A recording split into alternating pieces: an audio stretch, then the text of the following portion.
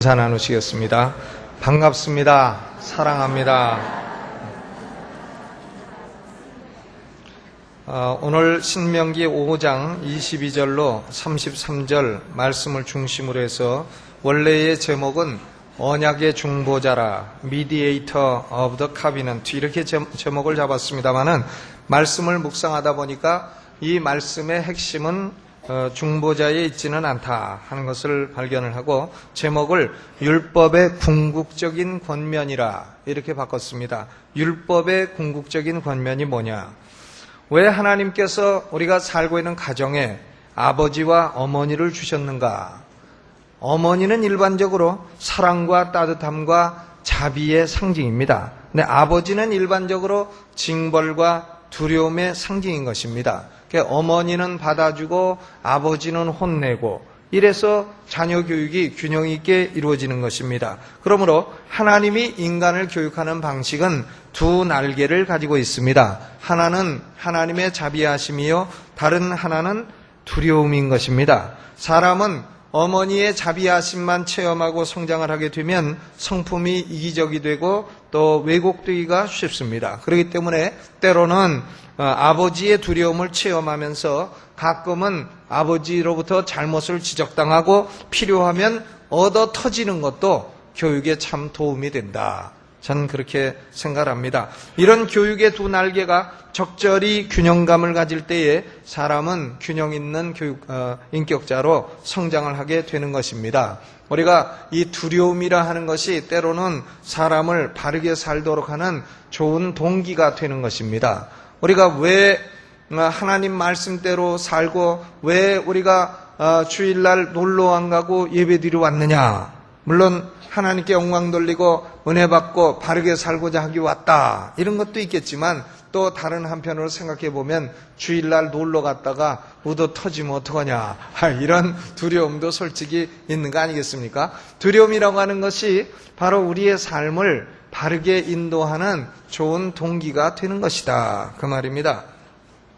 어떤 부인이 자녀를 학교에 보내놓고서 너무나 걱정이 많이 됐습니다. 왜냐하면 학교 앞에 그 길이 차량 통행 속도 제한이 30km인데 차들이 빨리 달리는 겁니다. 막 70km도 가고 80km도 가고, 그래서 아무리 생각해도 자녀가 학교 왔다 갔다 하는 것이 너무나 걱정이 됩니다. 그러니까 이 부인이 하루는 생각을 했습니다. 그래서 가게에 가가지고 경찰 뒤에 번쩍거리는 거 있지 않습니까? 그것을 딱 사서 자기 자동차 뒤에다가 달아놓고, 그리고는 집에서 헤어 드라이어, 총처럼 생긴 거, 그것을 딱 가지고 학교 앞에 자기 차를 세워놓고 차가 지날 때마다 헤어 드라이어를 들이댔다는 겁니다. 이게 원래 경찰들이 그 자동차 지나가는 속도 측정하는 것이 헤어 드라이어하고 비슷하게 생겼습니다. 그러니까 그걸 들이대니까 차들이 갑자기 달리다가 속도를 확 줄이고 해가지고는 사고가 줄어들었다는 확인이 안 된 그런 얘기가 있지 않습니까? 이 두려움이라고 하는 것이요, 때로는 참 사람의 삶을 바르게 인도하는 좋은 동기가 되는 겁니다. 애들이 아버지가 두려워서 죄를 안 짓고 아버지가 두려워서 공부 열심히 하고 이런 거 있지 않습니까? 신명기는 근본적으로 교육의 책입니다. 광야에서 태어났거나 아니면은 율법을 받을 때에 20세 미만이던 그런 철이 없던 신세대를 향해서 모세가 십계명 율법의 핵심적인 내용을 교육하는 것입니다. 그래서 출애굽기 20장에도 십계명이 나와 있지만은 신명기 5장에도 십계명이 반복되어 나타나고 있습니다. 그런데 이 신명기에 두드러지게 나타나는 사상이 두 가지입니다. 첫째는 뭐냐 하면 하나님은 자비로우신 하나님이시라, 하나님은 이스라엘을 축복해 주시는 하나님이시라, 그것입니다.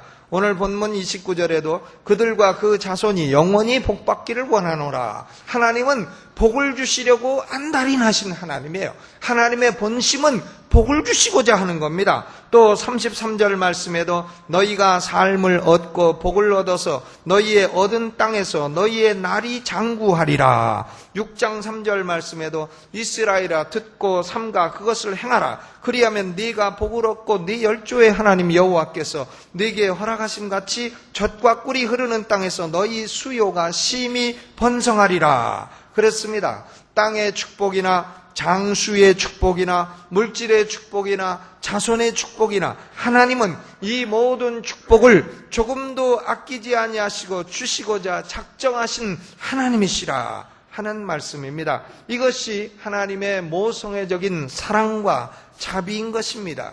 이런 주제가 신명기 내내 반복되어서 전달되고 있습니다. 그런데 신명기는 하나님이 자비로우시고 복을 주시는 하나님이시라 거기서 끝나지 않습니다. 두 번째 사상을 더욱더 강조합니다. 하나님은 어미하신 하나님이시요 하나님은 두려워해야 될 참된 대상이시요 하나님은 거룩하신 하나님이시다 하는 점을 좀 더 강도를 높여서 강조하고 있는 것입니다. 이것이 하나님의 부성애적인 위엄인 것입니다. 제가 이 신명기 설교를 준비하면서 자주 보는 주석이 The Bible Speaks Today라고 하는 주석인데 거기 신명기 저자인 레이먼드 브라운은 이런 말을 했습니다. 하나님의 성품을 묵상할 때에 우리는 이 두 가지의 적절한 균형을 이루어서 묵상해야 된다 그랬습니다. 하나님의 모성애적인 사랑만 너무 강조하게 되면 하나님께 무례할 정도로 허물없이 구는 그런 무례한 신앙이 되게 된다 하는 거죠. 또 반면에 하나님의 부성애적인 위엄만 강조해서 하나님은 멀리 계신 하나님이여 가까이 할 수 없는 당신이여 바라보고 가까이 갈 수 없는 영원한 타자라 이렇게 되면 우리 신앙이 하나님과 너무 거리 간격이 생기게 된다 그랬어요. 그렇기 때문에 하나님을 생각할 때는 모성애적인 사랑과 부성애적인 위엄과 이 두 가지를 균형 있게 생각을 해야 된다 그랬어요. 현대의 기독교는 하나님이 사랑이시여 자비시여 용서시라 이것을 너무나 강조한 나머지 하나님을 두려워할 줄 모르는 것이 현대 기독교의 문제라고 했습니다. 그렇기 때문에 오늘 21세기를 살고 있는 우리는 하나님은 두려운 하나님이시라 이 점을 다시 한번 묵상해야 될 것입니다. 모세가 율법을 설명하되 이런 두 가지 측면으로 율법을 제시하고 있는 것입니다. 하나님의 모성애적인 사랑이 나타나 있고 하나님의 부성애적인 위엄이 함께 동시에 나타나고 있는 것이 바로 십계명 율법이다 이 말이죠. 율법을 지켜 행하게 되면 온갖 축복들이 다 주어질 것이라. 그러나 율법을 지키지 아니하면 온갖 비참한 꼴들을 당하게 될 것이고 축복이라고는 국물도 맛보지 못하게 될 것이라. 노수프 아시죠? 미국에 가서 한국 사람이 한 번만 봐주세요. Look at me once. 그랬더니 미국 경찰이 노수프 국물도 없다 그랬다는 거 아닙니까? 국물도 없습니다.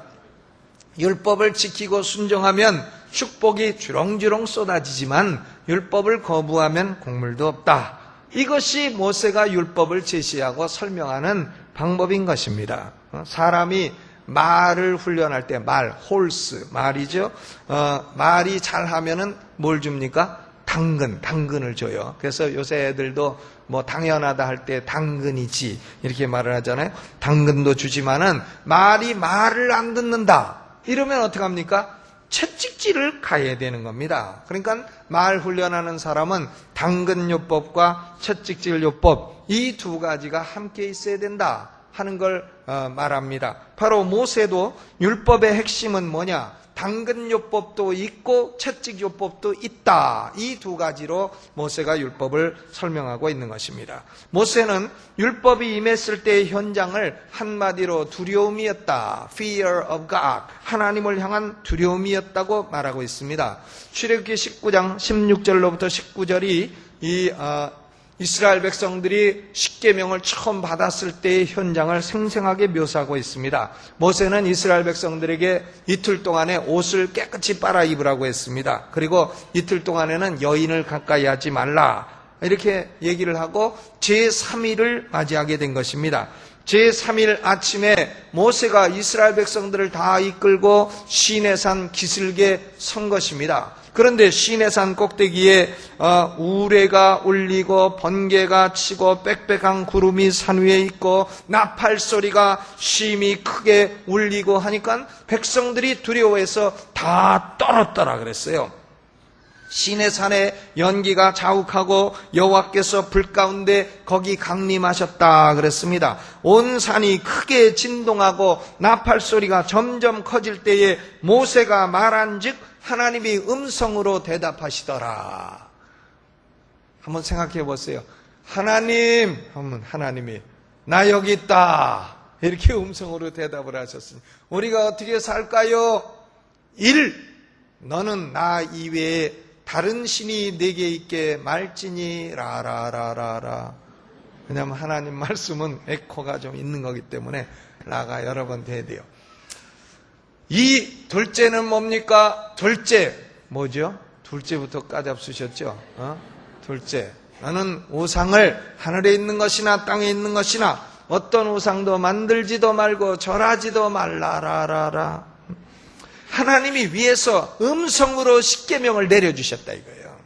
그런데 음성으로 내려주실 때 그 분위기가요 겁나는 분위기였다 이 말이죠. 우레와 번개와 구름과 나팔과 온 산이 다 덜덜덜덜 떨리는 산의 진동과 이런 것과 함께 하나님이 십계명을 음성으로 말씀하신 겁니다. 우리는 십계명이 어떻게 왔는가 할 때에 두 돌 위에 기록돼서 왔다 일반적으로 그렇게 생각합니다마는 십계명은 두 돌 위로부터 먼저 온 게 아닙니다. 하나님이 하늘에서 음성으로 이스라엘 백성에게 직접 들려주신 거예요. 얼마나 두려웠겠습니까?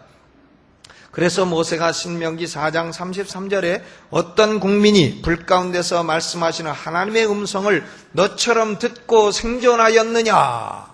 어떤 국민이 하나님의 음성을 직접 듣고도 살아난 국민이 있느냐? 또 5장 22절에 여호와께서 이 모든 말씀을 산 위 불 가운데 구름 가운데 흑암 가운데서 큰 음성으로 너희 총회에 이르신 후에 더 말씀하지 아니하시고 그것을 두 돌판에 써서 내게 주셨느니라. 구약시대에 하나님이 백성들에게 직접 말씀하신 것은 십계명입니다. 그리고는 더 이상 말씀 안 하시고 그것을 두 돌판에 써서 모세에게 주셨다 그랬어요.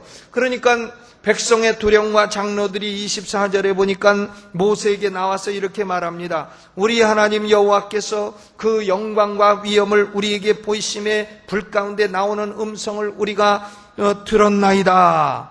여러분 오늘 우리 강남중앙침례교 강단에 하나님 아버지 성부 하나님이 직접 오셔가지고 설교를 하신다고 한다면 기분이 어떠시겠어요? 오늘의 설교자 하나님 아버지 이렇게 기록이 되어 있다고 한다면 본문 신명기 5장 22절로 33절 그러면 아마 여러분 중에 겁나는 분 많이 계실걸요. 하나님이 두려워서 떠는 분들이 많이 계실 겁니다. 아이고 하나님 아버지께서 직접 오셨습니까? 예수님을 보내시지. 예수님을 보내시지. 예수님은 우리를 사랑하시고 십자가에 죽으시고 예수님 하면 우리가 인성도 같이 나눴고 하기 때문에 예수님 하면 그래도 말씀을 들을 만하지만 하나님 아버지가 직접 오신다. 얼마나 겁나겠어요. 그렇기 때문에 이스라엘 백성들도 중보자를 원한 것입니다. 하나님의 음성을 직접 듣고 살아난 것은 한 번은 어떻게 요행이 살아나고 하나님이 참 은혜를 베풀어서 살아나셨는지는 몰라도 두 번 다시는 그런 위험한 상황에 들어가고 싶지 않다 그거예요. 그래서 모세에게 중보를 요구한 겁니다. 27절 당신은 가까이 나아가서 우리 하나님 여호와의 하시는 말씀을 다 듣고 우리 하나님 여호와의 당신에게 이르시는 것을 다 우리에게 전하소서. 우리가 듣고 행하겠나이다. 이스라엘 백성의 두려움과 장로들이 모세 보고 그 두려운 하나님의 음성은 당신이 혼자 듣고 우리는 그냥 당신이 들은 것을 나중에 가르쳐 주시오. 우리가 하나님 음성 듣고 참 살아난 것만 해도 감사한데 또 한 번 들었다가는 우리는 다 아주 죽고 살지 못할 테니 당신이 그렇게 해주시오. 하나님이 그 말을 들으셨습니다. 그리고 하나님이 그 말을 불쾌하셨습니까? 아니면 기뻐하셨습니까? 기뻐하셨어요. 거기 어떻게 됐습니까? 28절 같이 읽어보죠. 성경 가지고 계시면 읽어보겠습니다. 시작. 여호와께서 너희가 내게 말할 때에 너희의 말하는 소리를 들으신지라. 여호와께서 내게 이르시되 이 백성이 내게 말하는 그 소리를 내가 들은즉 그 말이 다 옳도다. 다만 그들이 항상 이 같은 마음을 품어 나를 경외하며 나의 모든 명령을 지켜서 그들과 그 자손이 영원히 복받기를 원하노라. 그랬습니다. 어떤 설교자는요, 이스라엘 백성들이 하나님의 음성을 직접 못 듣고 모세를 통해 간접으로 들었기 때문에 죄를 많이 지었다. 그러니까 우리가 하나님의 음성을 직접 들어야 된다. 이런 말을 하는데 그것은 이 본문의 뜻이 아니에요. 이 본문의 뜻은 뭐냐면 하나님이 이스라엘 백성들이 하나님을 두려워하고 두려워한 나머지 모세를 중보자로 요구한 것은 잘한 것이다. 너희가 항상 그런 마음을 품었을 때에 나 하나님 여호와가 너희에게 영원토록 자손대대로 복을 줄 것이다. 이것을 하나님이 말씀하신 것입니다. 그렇기 때문에 하나님은 우리가 두려워할 뿐이에요. 우리가 하나님을 직접으로 대면해 가지고 뭘 하겠다, 이것은 안 되는 겁니다. 하나님과 우리 사이에는 언제나 누가 필요합니까? 중보자가 필요한 거예요. 중보자. 하나님과 우리 사이에 유일한 중보자는 예수 그리스도이신 줄로 믿으시기를 주님의 이름으로 축원합니다. 그러면 구약시대의 시내산에서 하나님은 두려운 하나님인데, 그럼 신약시대의 하나님은 사랑의 하나님이 아니냐? 신약시대는 우리가 하나님을 두려워해서는 안 되는 거 아니냐? 이런 질문을 품어봄직도 합니다.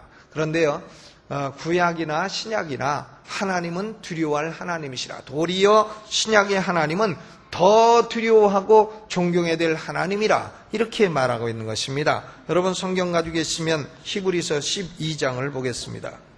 예배 드릴 때는 성경을 갖고 오세요. 히브리서 12장.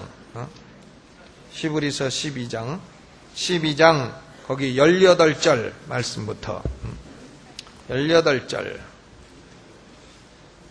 18절부터 보시죠.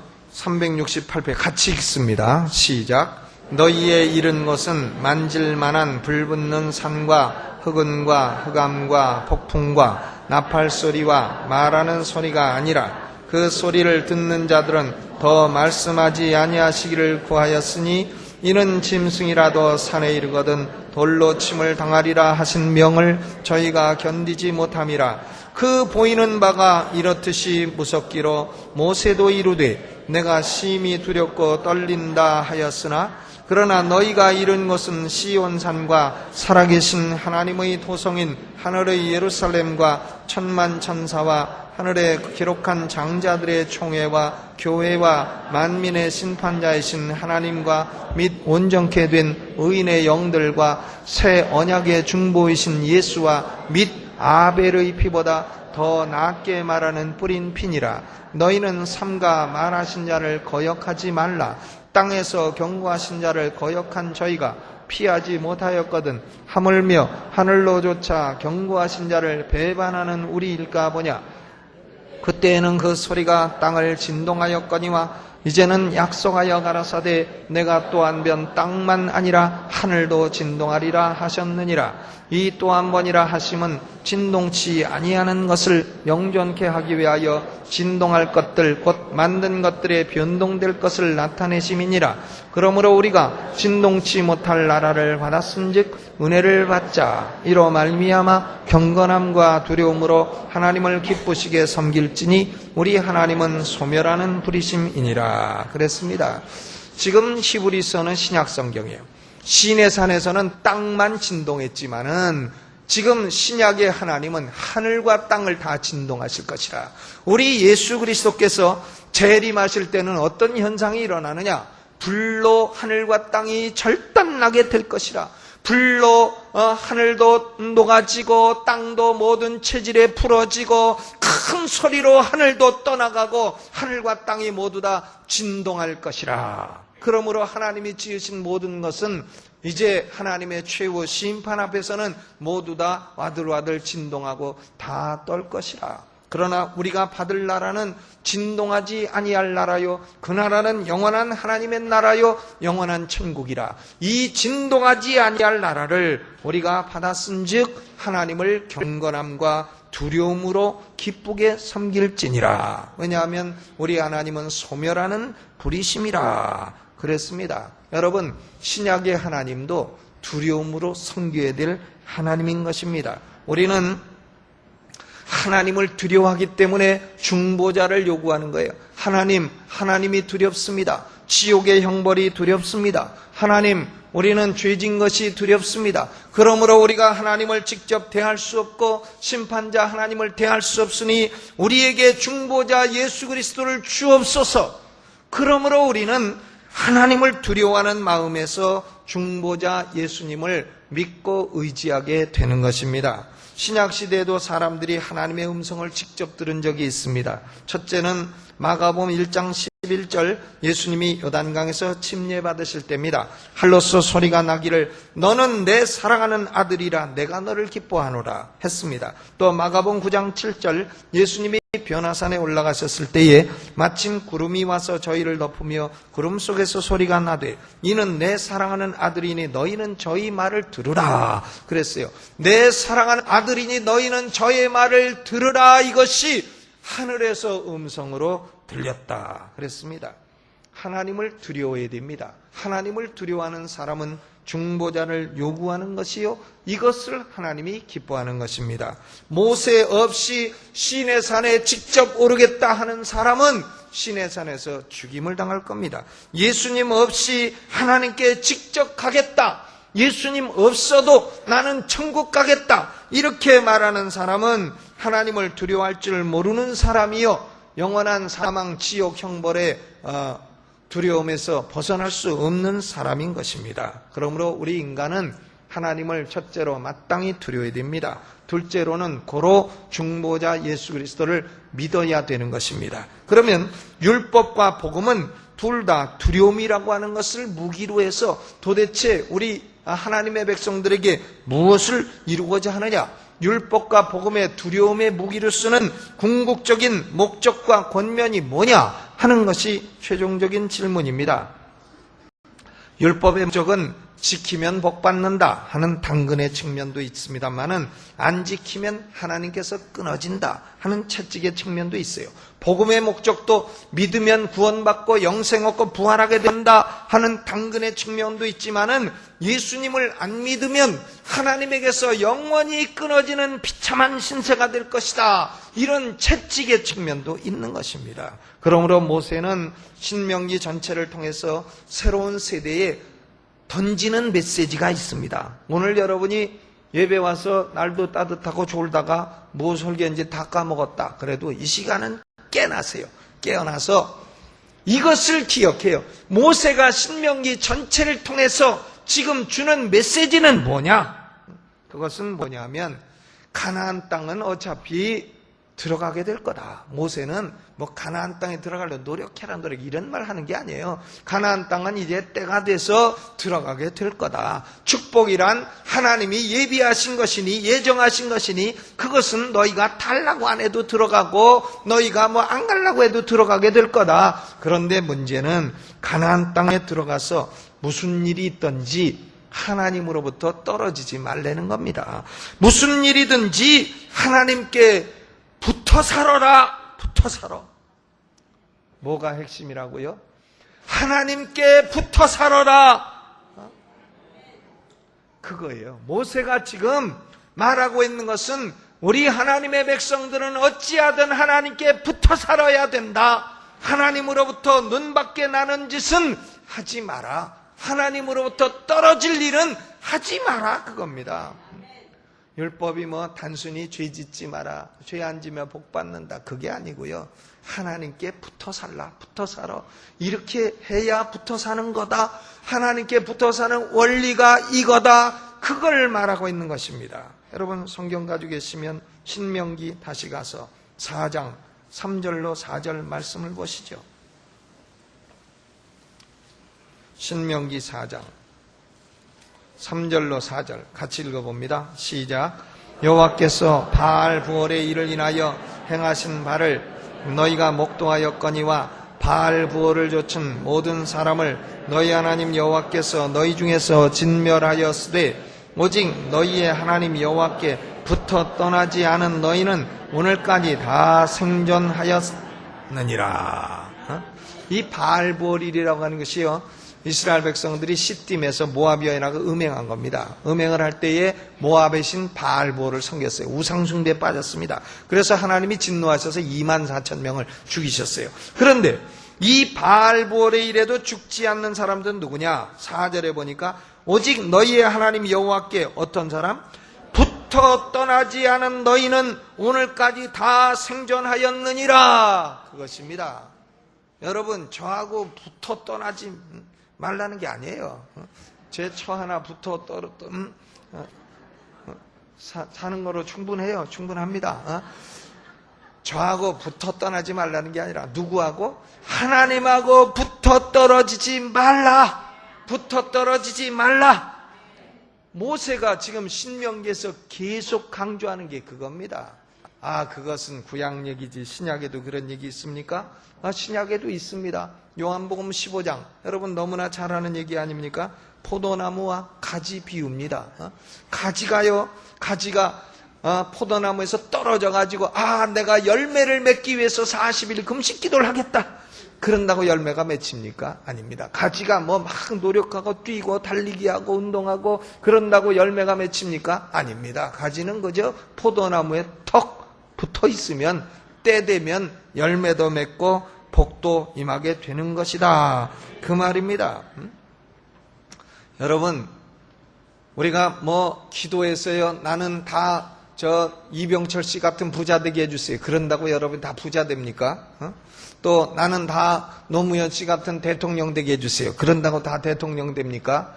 그런 기도 아무리 해도 안 될 분은 안 되고 될 분은 됩니다.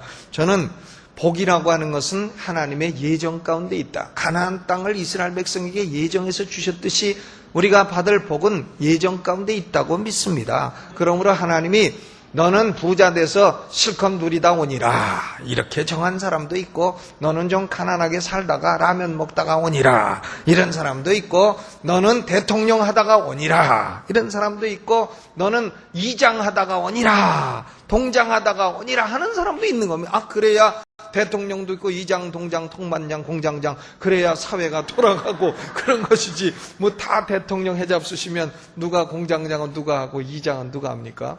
요번에 평택 사태 보니까 이장님이 셉디다. 평택 이장님이 오셔가지고 똑똑하고 막 세고 국방부도 막 꼼짝 못하게 하고 그러던데, 이장 하는 분도 계셔야죠. 그렇기 때문에 우리가 부자로 사느냐 가난하게 사느냐 출세하느냐 마느냐 이런 문제는요, 어떻게 보면 하나님의 예정하시는 섭리 가운데 있는 겁니다. 그것이 중요한 게 아니고, 지금 모세나 예수님이 중보자로서 우리에게 말씀하시는 건 뭐냐면, 첫째는 하나님을 두려워하고, 둘째는 무슨 일이 있어도 하나님에게 붙어 살아야 되느니라, 그걸 말하고 있는 것입니다. 여러분, 우리가 가난한 것, 약한 것, 혹은 슬픈 것, 그런 것은요, 조금 인생에 약간 불편은 줄지언정 두려워할 일은 아닙니다. 가난하다고 두려워하는 사람이 있습니까? 라면 먹는 때 아이고 내가 이거 팔보채를 못 먹어서 어찌 두려운가 이러고 먹는 사람이 있습니까? 그냥 맛있게 끓여서 맛있게 먹는 거지. 저는 팔보채보다 라면에 계란 풀어서 먹는 걸 더 맛있어 합니다. 부흥회 가도 뭐 잡수실까요? 하면 뜨뜻한 국물 있는 거 주시오. 늘 그렇게 얘기하죠. 그런데요, 약한 것도 조금 불편하지, 그거 두려워할 건 아니에요. 사람이 약해도 골골 80이라 약한 사람 오래 삽니다. 우리 장인어른, 장모님 계신 장모님이 그렇게 약해요. 장인어른 키가 정대하시고 큰 분인데, 저는 장인어른 얼굴도 못 뵀어요. 장가 가기 전에 벌써 돌아가셨어요. 근데 장모님은 늘 골골하시고 위장병에 뭔병에 다 있는데 88까지 사셨어요. 88까지. 그래서 보니까 용사라고 오래 사는 거 아닙니다. 골골하다고 금방 죽는 것도 아니에요. 골골 80이라. 그렇기 때문에 약한 것도 두려워하지 마시고, 가난한 것도 두려워하지 마시고, 우리가 두려워할 것은 뭐냐? 하나님으로부터 외면당하는 거예요. 하나님이 사람을 보고 아이고 저 화상은 어째 저런 짓을 하고 인생을 사는가? 저 인간은 어째 사는 것이 하는 꼴이 저 지경인가? 해가지고 하나님이 딱 외면하시면 그걸 두려워해야 된다, 그겁니다. 하나님의 미움을 받는 것, 그걸 두려워해야 된다는 거예요. 왜 모세가 율법을 가르치고 있느냐? 하나님의 미움을 받지 말고 하나님으로부터 외면당하지 말라는 겁니다. 우리가 두려워할 것은 그것이죠. 여러분, 하나님이 우리를 향하여 언제나 얼굴빛을 돌리고 야, 내가 참 너로 인하여 기뻐한다, 이런 음성을 듣는 것이, 그것이 참된 축복인 것입니다. 그러므로 전도서 12장 13절에 일의 결국을 다 들었으니 하나님을 경외하고 그 명령을 지킬지어다. 이것이 사람의 본분이니라. 사람의 duty of man은 뭐냐? Fear of God, 하나님을 두려워하는 것이다. 또 사도행전 11장 23절에 착한 사람 바나바가 이렇게 말합니다. 안디옥의 성도들 향해서 저가 이르러 하나님의 은혜를 보고 기뻐하여 모든 사람에게 굳은 마음으로 주께 붙어 있으라. 이 바나바의 권면이요, 모세의 신명기 설교 전체를 요약한 거예요. 굳은 마음으로 주께 붙어 있으라. 여러분, 우리의 신앙이 뭡니까? 굳은 마음으로 주께 붙어 있어야 되는 겁니다. 저하고 붙어 있으라 하지 마세요. 굳은 마음으로 주께 붙어 있으라. 첫째로 하나님을 두려워하고, 둘째로 주께 영원토록 붙어 사는 여러분 되시기를 주님의 이름으로 축원합니다. 그러면 포도나무 가지에 열매 맺히듯이 복은 저절로, 오토매틱 저절로 여러분에게 굴러 들어오게 될 것입니다. 오늘 이 말씀 생각하며 두 손 들고 주의 이름 한번 크게 부르고, 주여, 내가 주님을 두려워하는 가운데 주의 사랑과 축복을 체험하며 살게 하시고, 주여, 나는 주님 앞에 직접 갈 수 없는 존재나 예수님이 나를 위한 중보자가 되어주셨으니 감사합니다. 예수님을 믿고 예수의 이름으로 간구할 때에 하나님은 나를 축복하시고 하나님은 나를 향하여 얼굴빛을 비추어 주실 줄로 믿습니다. 항상 이 마음을 품어 너와 내 자손이 영원토록 복을 받으라 하셨으니 내가 하나님을 경외하는 이 마음을 품게 하시고 하나님께 굳은 마음으로 붙어 살게 하여 주옵소서. 두 손 들고 주의 이름 크게 부르어 통성으로 기도합니다. 주여!